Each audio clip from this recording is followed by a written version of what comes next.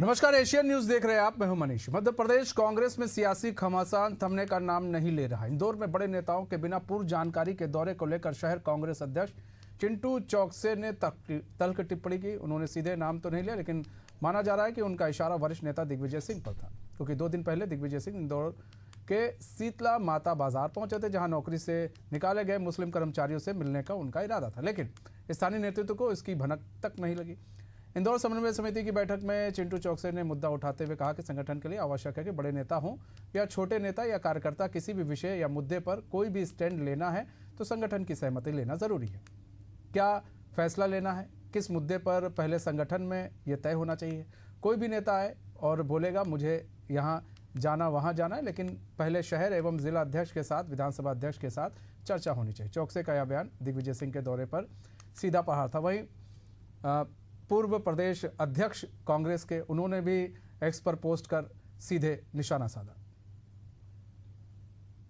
अरुण यादव जी वो बात करते हैं, कमलेश्वर पटेल जी वो बात करते हैं कि कांग्रेस को धरातल पे लाना है, 28 का चुनाव जिताना है और 2029 में राहुल गांधी को प्रधानमंत्री बनाना है। इसके लिए धरातल पे बात करना है। बाकी काम जिनके पास अधिकार है वो समन्वय करने का है, समन्वय करेंगे। यही कांग्रेस का वो संगठन सृजन कार्यक्रम है। कांग्रेस में मूल रूप से इसी तरह संगठन का सृजन होता है। बैठक होती है, झगड़े होते हैं, मंच टूटता है, एक दूसरे को मंच से नीचे फेंकते हैं, कुर्ते पजामा फटते हैं, और जितनी बैठकों में ज्यादा अच्छी लड़ाई होगी कांग्रेस उतनी मजबूत दिखाई देती है। इसलिए उनका संगठन सृजन अभियान की अब अगर सच पूछो तो शुरुआत हो गई है। जिस तरह अरुण यादव जी बोले हैं, एक वो कमलेश्वर पटेल बोले हैं, दिग्विजय सिंह जी के बारे में इंदौर के जिला अध्यक्ष जी बोले हैं, और जहां जहां जो अब धीरे धीरे है ना, ये संगठन सृजन कांग्रेस का जो मूल मंत्र अब शुरू हुआ है। अब देखिए आगे आगे होता है क्या। तो ऐसे में कांग्रेस में जो घमासान है वो थमने का नाम नहीं ले रहा। फिलहाल हमारे साथ हमारे मेहमान जुड़ चुके हैं। हमारे साथ मंजरी जैन जुड़ चुकी हैं, बीजेपी प्रवक्ता हैं, अजय बोकिल जुड़ चुके हैं, वरिष्ठ पत्रकार हैं, और प्रदीप तल्लेजा जुड़ चुके हैं हमारे साथ, हमारे संवाददाता। सबसे पहले प्रदीप, आप ही का रुख कर लेते हैं। प्रदीप, क्या चल रहा है आखिर कांग्रेस के अंदर? सब कुछ सही क्यों नहीं हो रहा है? कभी कुछ कभी कुछ। अब दिग्विजय सिंह के दौरे पर पूरी सियासत गर्म हो चुकी है। अब दिग्विजय सिंह को लेकर बयानबाजी हो रही है। फिलहाल नाम नहीं लिया गया है, लेकिन ये कहा गया है कि संगठन को आप बताकर कहीं जाइए, यानी गुटबाजी साफ तौर पर दिख रही है।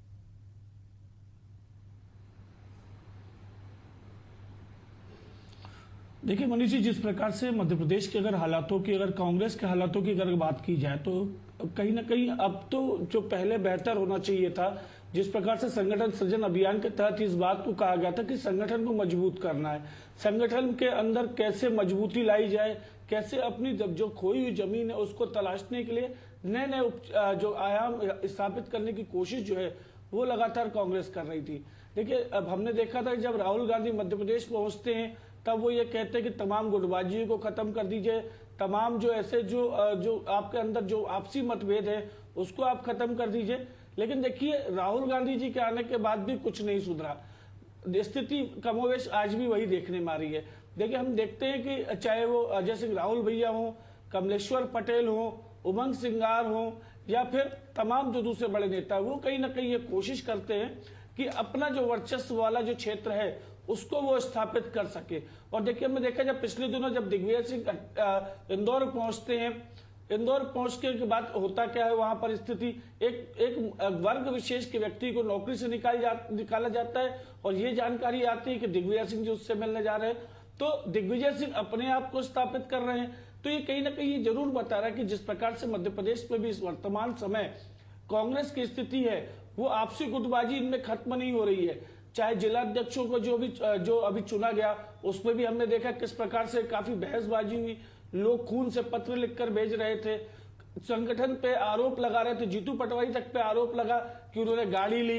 ये तमाम बातें कहीं ना कहीं निकल कर आई थी। और देखिए, जो बात कही जा रही थी कि संगठन मजबूती करना है, लगातार बैठकों का दौर जो जारी था, आखिर उसका परिणाम क्या निकल के आता है? खुद कांग्रेस के ही वरिष्ठ नेता है, वो इस बात को सोशल मीडिया पे लिख रहे हैं कि जहरीले रक्तत्व देने से कुछ नहीं होगा।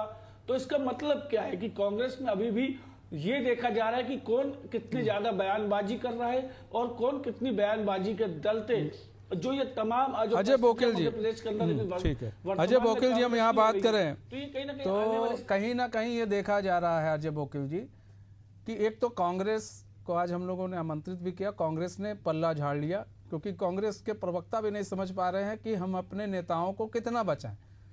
भाई ट्रेनिंग भी दी जा रही है तो ट्रेनिंग भी लगता है उस कदर नहीं दे पा रहे हैं कि अपने नेताओं को बचाना कितना है, वही समझ में नहीं आ रहा है। उन लोगों को कहा गया भैया मत जाना, लेकिन यहाँ पर बोकिल जी सबसे बड़ी समझने की बात है कि कांग्रेस के अंदर की जो गुटबाजी है और जो कलह है वो अगर इसी तरह आती रहेगी सामने तो जिस तरह से 20 साल से पीछे चल रही है कांग्रेस, तो ऐसे तो और पीछे हो जाएगी। क्या लग रहा है कि आने वाले समय में जब चुनाव होगा तब तो चीजें और खुलकर सामने आ जाएंगी, जब अभी नहीं संभल रहा है तो तब क्या संभलेगा? देखिए मनीष जी, कांग्रेस में गुटबाजी और अंतर्कलह ये राजरोग है और इसका सालों से चल रहा है और ये खत्म होने की कोई संभावना नहीं है। कारण कांग्रेस का जो काम करने का तरीका और ढांचा ही ऐसा है कि वो व्यक्ति केंद्रित ज्यादा है, संगठन केंद्रित कम है। इसलिए हर नेता अपने अपने जगह पर एक गुट बनाए हुए है, एक समूह बनाए हुए है और उसी हिसाब से प्रेशर बना करके अपने काम करते हैं, या फिर उनमें तालमेल बनाना बहुत मुश्किल होता है। अगर होता भी है तो बहुत थोड़े समय के लिए होता है। कभी कभार अगर सारे नेता हुए तो पार्टी सत्ता में आ गई है, ऐसे उदाहरण पहले आए हैं। लेकिन आमतौर पर जब सत्ता में आने के बाद और ज्यादा लड़ाई शुरू होती है और अभी तो पार्टी अपोजिशन में है, तभी हाल है। अब आप सोच सकते हैं और इसका कोई इलाज किसी के पास है ऐसा मुझे तो कम से कम लगता नहीं है, क्योंकि अगर राहुल गांधी कांग्रेस को सही मायने में खड़ा करना चाहते हैं अपने पैरों पर, तो उनको सबसे पहले इसी मर्ज का इलाज करना पड़ेगा। अगर वो ये नहीं कर पाते तो बाकी सारी जो कवायदें हो रही हैं, संगठन सृजन और वगैरह तमाम बातें, इसका कोई खास मतलब निकलने वाला नहीं है। दरअसल अभी जो विवाद हुआ इंदौर का, जैसे आपने कहा, जिसमें डिबेट हो रहा है, ये तो एक बहुत छोटा सा कारण था। कायदे से दिव्य सिंह अगर एक मुद्दा उठाकर लेकर के गए थे वहां पर 40 मुस्लिम कर्मचारियों को व्यापारी हिंदू व्यापारी निकाल दिया नौकरी पर। वाकई गंभीर मामला है, इसलिए कि उनका कोई सीधा आतंकवादी संबंध नहीं है। और दूसरी बात है कि नौकरी पर निकाले जाने पर ये लोग क्या करेंगे? इनके सामने कोई वैकल्पिक रोजगार की व्यवस्था किसी ने की है क्या? नहीं की है। उनको निकाल दिया, वो सड़क पे आ गए बेचारे। तो क्या सरकार, लोग ये चाहते हैं क्या ये लोग आतंकी संगठनों में जुड़ जाएं या वो गतिविधियों में शामिल हो जो गलत हैं? तो एक ये मानवीय सवाल है, दिव्य सिंह ने उठाया और सही किया, लेकिन सवाल है कि पार्टी को साथ में लेना चाहिए ना। अगर वो साथ में अगर नहीं लेकर खुद ही अकेले चले जा रहे हैं तो इससे तो पार्टी में दरारें बढ़ रही हैं कम होने के बजाय। ये असली समस्या है। अगर ये सार्वजनिक से निर्णय होता, पार्टी एक होकर निर्णय करती और जाते और इसको पार्टी एक बड़ा मुद्दा बना सकती है, तो वो जो है मुझे नहीं लगता कि उस तरह ये आपसी झगड़े में खत्म हो जाएगा। यहाँ पर मंजरी जैन जी बात की जाए, आज तो आपके विरोधी दल है नहीं, आप विपक्ष यहाँ पर, क्योंकि उनके यहाँ अभी मना किया गया है भैया इस मुद्दे पर ना बोलो, उनको भी नहीं समझ में आ रहा प्रवक्ता कैसे अब हैंडल करें चीज़ों को। लेकिन फिलहाल यहाँ पर सवाल ये भी है मंजरी जी कि लगातार कांग्रेस के अंदर से गुटबाजी, कांग्रेस के अंदर नेतृत्व को लेकर सवाल, ऐसा नहीं लग रहा है कि कांग्रेस में जीतू पटवारी चीज़ों को संभाल नहीं पा रहे हैं और उनको खुद लग रहा है कि अगर चीज़ें ज़्यादा बाहर आ रही हैं, ऐसा ना हो कल को हमारे ऊपर भी कुछ एक्शन हो जाए, आला कमान कुछ एक्शन कर ले, या फिर राहुल गांधी चीज़ों को सही से समझ नहीं पा रहे, मैनेज नहीं कर पा रहे प्रदेशों के अंदर। और यही नतीजा है कि जब भी चुनाव होता है गुटबाजी के कारण कांग्रेस हार जाती है, मुद्दे सही उठा नहीं पा रही है, गुटबाजी से बाहर निकल नहीं पा रही है। नहीं, बिल्कुल सही कहा आपने कि जिस तरह से कांग्रेस के अंदर गुटबाजी है और हमेशा से रही है, ये सिर्फ सत्ता के लिए और व्यक्ति के लिए काम करते रहे, कभी देश के लिए और जनता के लिए काम किया ही नहीं। तो अरुण यादव जी का जो संदेश है, जो उनका ट्वीट है, यदि गौर से पढ़ा जाए और गौर से देखा जाए, उसका विश्लेषण किया जाए, तो ऐसा लगता है कि वो जनता से कह रहे हैं कि भाई कांग्रेस के बाद तो सिर्फ बयानबाजी है, समाधान नहीं, आप तो बीजेपी को चुनिए, क्योंकि बीजेपी जो कहती है वो करके दिखाती है। तो ये भी एक उनके जो ट्वीट है उसमें ये संदेश छुपा हुआ है। तो जनता सब समझती है और हम देख रहे हैं कि इनकी जो परिपाटी है वो राहुल गांधी से चल रही है। राहुल गांधी जी आए थे, वो भी कह गए थे कि लंगड़े घोड़ों को अलग करिए, बारात के घोड़ों को अलग करिए, बीमार घोड़ों को अलग करिए, बूढ़े घोड़ों को अलग करिए। तो वो खुद ही यहाँ ये जो है वो परंपरा डाल के चले गए। दूसरी बात, कमलेश्वर पटेल हो, चाहे दिग्विजय सिंह जी हो, चाहे अजय सिंह जी, लगातार लक्ष्मण सिंह जी ने तो पार्टी ही छोड़ दी, तो लगातार ये हमको देखने को मिल रहा है कि कांग्रेस के अंदर ही संघर्ष विराम नहीं हो पा रहा है, और अपने आप को स्थापित करने के लिए लोग एक दूसरे को नीचे दिखाने की जो होड़ लगी है कांग्रेस के अंदर, वो निश्चित तौर पर अब जो है कांग्रेस जो है वो विनाश की ओर है। ये जो सृजन था, हम तो पहले ही कह रहे थे कि ये विसर्जन है कांग्रेस का। आज भी देखिए ब्लॉक अध्यक्षों की नियुक्ति नहीं हो पा रही, जिला अध्यक्षों में तो जीतू पटवारी जी के ऊपर ही लग गए थे इल्जाम कि हमने गाड़ी ली उन्होंने, और तमाम तरीके के भ्रष्टाचार के आरोप संगठन के अंदर ही लग गए हैं। तो जिस संगठन के अंदर भ्रष्टाचार है, जिस संगठन के अंदर असंतोष है, जिस संगठन के अंदर विघटन है, वो देश के लिए क्या करेंगे, जनता के लिए क्या करेंगे? यहाँ पर सबसे बड़ी चीज, तो आप भाई आपकी विरोधी पार्टी है तो समझाना चाहिए ना कि संगठन को कैसे चलाना है आप लोग। लेकिन यहाँ पर देखिए, यहाँ पर ये भी है कि जब बात आती है प्रदीप, यहाँ पर बात अगर देखा जाए, चूंकि बड़े क्लोज आप देखते हैं, कवर करते हैं आप कांग्रेस को, तो आखिर कांग्रेस के अंदर जो है जो गुटबाजी आ रही है क्यों नहीं संभल पा रही है? आखिर क्यों नेतृत्व की कमी देखने को मिल रही है कांग्रेस के अंदर? जीतू पटवारी क्यों नहीं नेतृत्व सही से कर पा रहे हैं? कहां पर जो है चूक हो रही है? सवाल ये भी है कि कहां चूक हो रही है जीतू पटवारी से? क्यों नहीं लोग एक साथ लोगों को ला पा रहे हैं? कमलनाथ को क्यों नहीं एक साथ ला पा रहे? दिग्विजय को एक साथ, भले ही फोटो एक साथ हो लेकिन दिल क्या एक साथ मिलते हुए इन लोग के दिखते हैं?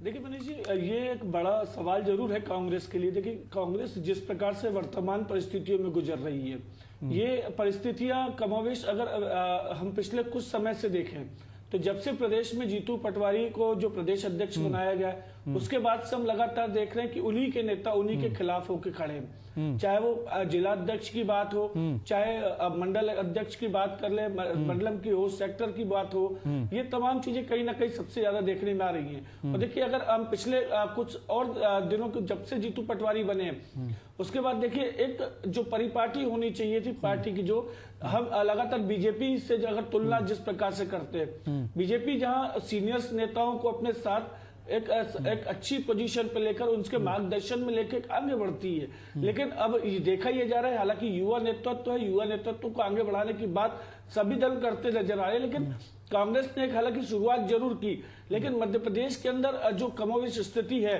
अगर क्षेत्रीय समीकरणों को देखा जाए तो देखिए चाहे कमलनाथ हो, दिग्विजय सिंह हो, अरुण यादव हो या सज्जन सिंह वर्मा हो, ऐसे कई तमाम बड़े नेता हैं जो अपने अपने क्षेत्रों में छत्रप की भूमिका निभाते हैं। तो यहाँ इनका वर्चस्व कहीं ना कहीं सबसे ज्यादा है, और उन्हीं कार्यकर्ताओं को लेकर जब ये संगठन सृजन के चुनाव हुए उस दौरान भी ये चीजें देखी गई, ये मेरे गुट का आदमी नहीं है, वो मेरे गुट का आदमी नहीं है, इसलिए उसको टिकट नहीं दी गई।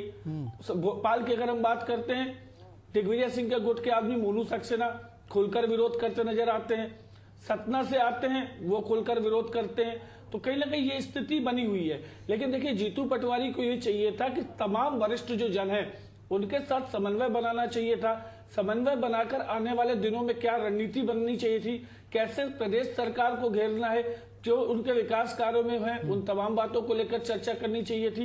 एक तरफ उमंग सिंगार लगातार आदिवासी बेल्ट में घूम रहे हैं, लेकिन जो प्रदेश के जो अंदर जो दूसरे मुद्दे हैं उसको लेकर के साथ नहीं आ रहे हैं। वोट चोरी को लेकर के बात करते हैं, वोट चोरी को लेकर दोनों अलग अलग दिशा में जाते हैं। तो ये कहीं ना कहीं स्थितियां अलग है, क्योंकि कहीं ना कहीं आपसी समन्वय जो इनका आपस में नहीं बन पा रहा है, जो बातचीत होनी चाहिए थी। अच्छा, यहाँ पर बात करें बातचीत के जरिए आगामी दिनों में क्या, ठीक है, लेकिन यहाँ पर अजय बोकिल जी, यहाँ तो देखिए यहाँ पर सबसे बड़ी बात यह है कि मुद्दे जो है गौड़ होते जा रहे हैं, मुद्दे छूटते जा रहे हैं, आपसी कलह के बीच में आम पब्लिक के मुद्दे छूट रहे हैं। भाई अगर कोई विपक्ष में बैठाता है किसी को तो इसीलिए बैठाता है कि हमारे मुद्दे को उठाएंगे, लेकिन ये आपसी कलह में ही इतने उलझे हैं कि मुद्दे गौड़ हो गए हैं। अब आप निकालिए 3-4 दिनों का, 5 दिनों का, कितने मुद्दे उठाए होंगे कांग्रेस ने? नहीं, आप सही कह रहे हैं, कांग्रेस के सामने तो सवाल है कि पार्टी अपने अंदरूनी मतभेदों को, ये उनके लिए मुद्दे हो गए ना एक तरह से। ये छोटा सा मामला था, मामला छोटा सा मतलब ये है कि बड़ा मुद्दा है जिसको कांग्रेस बना सकती थी, लेकिन उसमें भी समन्वय का अभाव। सवाल दिग्विजय सिंह अगर जा रहे हैं तो अपने अध्यक्ष को नहीं बता रहे हैं, अपनी पार्टी को क्यों नहीं बता रहे हैं, और अगर अगर दिग्विजय सिंह जैसे वरिष्ठ नेता आ रहे हैं तो पार्टी उसके विरोध क्यों कर रही है? तो ये कुल मिला के ये है कि समन्वय की कमी है हर स्तर पर।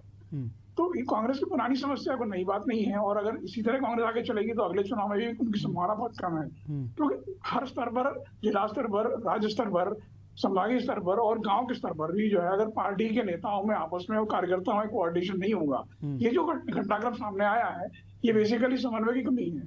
कोई अगर आपस में एक दूसरे को बता देते कि भाई ये मुद्दा उठाने जा रहे हैं तो उसका विरोध होता ही नहीं। ऐसा तो नहीं है दिग्विजय सिंह को लगता है भाई हम पूर्व मुख्यमंत्री रह चुके हैं, हम क्यों बताएं, हम जा रहे हैं, अब हम जा रहे हैं। दिग्विजय सिंह अभी भी उस गफलत में तो नहीं जी रहे हैं। यही तो अहम की लड़ाई है सबसे बड़ी मनीष जी। सवाल ये कि भाई मैं किसको क्यों बताऊं, मैं अपने सरदर्द का राजा हूं, मैं अपने इलाके का राजा हूं। दरअसल ये भावना कांग्रेस नेताओं पहले से, और ये कम होती नहीं दिखती नहीं रही। और ये दरअसल गुटबाजी की समस्या केवल मध्य प्रदेश में नहीं है, ये तो ऊपर से शीर्ष पर टॉप लेवल पर है। वहां भी सोनिया गुट है, वहां पर प्रियंका गुट है, वहां पर राहुल गांधी गुट है, उनमें भी आपस में ऐसा कोऑर्डिनेशन नहीं जैसा होना चाहिए था। जब टॉप लेवल पर ये स्थिति है तो प्रदेश स्तर पर वो कैसे हो पाएगा, ये समझने की बात है। मतलब खोखला कहीं ना कहीं कांग्रेस हो रही है। अच्छा मंजरी जी, आप लोग को तो आराम है भैया, तुम लोग लड़ते रहो, हम तो मौज कर रहे हैं, हमें कोई दिक्कत नहीं है। मुद्दे कोई तुम उठाओगे नहीं, तुम लोग लड़ते रहोगे, अब जनता के मुद्दे तुम उठाओगे नहीं, अब जो हम कहे वही सही। करने वाली बात नहीं। भारतीय जनता पार्टी ने कभी सत्ता में आकर ये कभी नहीं सोचा कि हम मौज करेंगे। हमने हमेशा राष्ट्र को प्रथम रखा, क्योंकि हमारे जो पथ प्रदर्शक थे उन्होंने हमें जो रास्ता सुझाया था कि हमें मूल्यों पर आधारित राजनीति करना है, लोकतांत्रिक प्रणाली में विश्वास करना है, गांधी जी के विचारों को आगे बढ़ाना, उसको लेकर हम काम करते हैं। ये कांग्रेस जो जब सत्ता में रहती है ना तब वो जनता की नहीं सुनती, क्योंकि ये आपस में ही इतना लड़ते भिड़ते रहते हैं। तो उन्होंने ना जनता के बारे में सोचा ना देश के बारे में सोचा, तो जनता ने उनके बारे में सोच लिया, देश ने उनको निर्णय कर दिया, देश की जनता ने उनके बारे में निर्णय कर दिया। और आज वो क्षेत्रीय पार्टी से भी छोटी पार्टी के रूप में वो दूसरे के ऊपर निर्भर होकर चुनाव लड़ते हैं। आज अकेले दम पर किसी राज्य के अंदर चुनाव नहीं लड़ सकते। तो ये एक ये जो पतन हुआ है वो इसी कारण से हुआ है कि आपने ना तो विचारधारा को रखा पकड़ के। और देखिए जब प्रदेश अध्यक्ष जीतू पटवारी जी को बनाया गया तो ऐसी विचारधारा के व्यक्ति को बनाया गया जो कहते थे कि पार्टी का तेल लेने तुम तो मुझे वोट देना, और चुनाव हार गए। एक हारे हुए व्यक्ति को बनाया। अच्छा अब उनको ये गुमान हो गया कि अब मैं मुख्यमंत्री का दावेदार हो गया, तो वो सबको नीचा दिखाने की कोशिश करते हैं। जो दिग्विजय सिंह जी के पुत्र हैं उनको जिला अध्यक्ष बना देते हैं, क्योंकि प्रदेश अध्यक्ष के दावेदार थे। तो ऐसे हम देखते हैं कि आपस में चाहे वो कमलनाथ जी हो, चाहे दिग्विजय सिंह जी हो, उनका आपस में हम देखते हैं। ज्योतिरादित्य जी के साथ तो इतना बुरा किया कि उनको पार्टी छोड़ना पड़ गई। तो ये सब चीजें हैं जो हम देखते हैं। जनता के लिए जो लड़ता है, जनता के लिए जो आवाज उठाता है, उनको ज्योतिरादित्य बना दिया जाता है।